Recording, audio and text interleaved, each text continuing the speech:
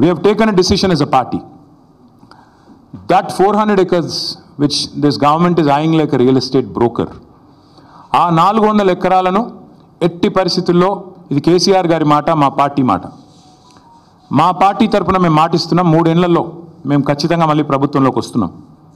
ప్రభుత్వంలోకి వచ్చిన తర్వాత మేము ఆ 400 ఎకరాలని మొత్తం హైదరాబాద్లో, మొత్తం తెలంగాణలోనే అతి పెద్ద ఈకో పార్క్గా ఏర్పాటు చేస్తాము. ఇప్పుడే నేను స్పష్టంగా చెప్తా ఉన్నా, ఈరోజు ఎవరైనా రేవంత్ రెడ్డి విసిరే బిస్కెట్లకు ఆశపడి, రేవంత్ రెడ్డి చెప్పే మాటలకు ఆశపడి ఆ ల్యాండ్ 1 ఇంచ్ ఎవరన్నా కొనుక్కున్నా మళ్ళీ కుండ బద్దలు కొట్టినట్టు చెప్తున్నా, మమ్మల్ని తర్వాత అనొద్దు. ఖచ్చితంగా ప్రతి ఇంచ్ తిరిగి వెనక్కి తీసుకుంటాము.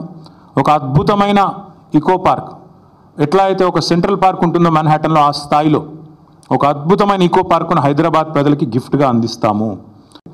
We have taken a decision as a party that 400 acres which this government is eyeing like a real estate broker, ఆ 400 ఎకరాలను ఎట్టి పరిస్థితుల్లో ఇది కేసీఆర్ గారి మాట, మా పార్టీ మాట. మా పార్టీ తరపున మేము మాటిస్తున్నాం, 3 ఏళ్లలో మేము ఖచ్చితంగా మళ్ళీ ప్రభుత్వంలోకి వస్తున్నాం.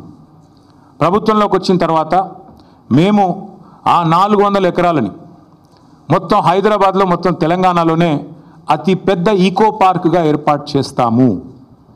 ఇప్పుడే నేను స్పష్టంగా చెప్తా ఉన్నా, ఈరోజు ఎవరైనా రేవంత్ రెడ్డి విసిరే బిస్కెట్లకు ఆశపడి, రేవంత్ రెడ్డి చెప్పే మాటలకు ఆశపడి ఆ ల్యాండ్ 1 ఇంచ్ ఎవరన్నా కొనుక్కున్నా మళ్ళీ కుండ బద్దలు కొట్టినట్టు చెప్తున్నా, మమ్మల్ని తర్వాత అనొద్దు. ఖచ్చితంగా ప్రతి ఇంచ్ తిరిగి వెనక్కి తీసుకుంటాము.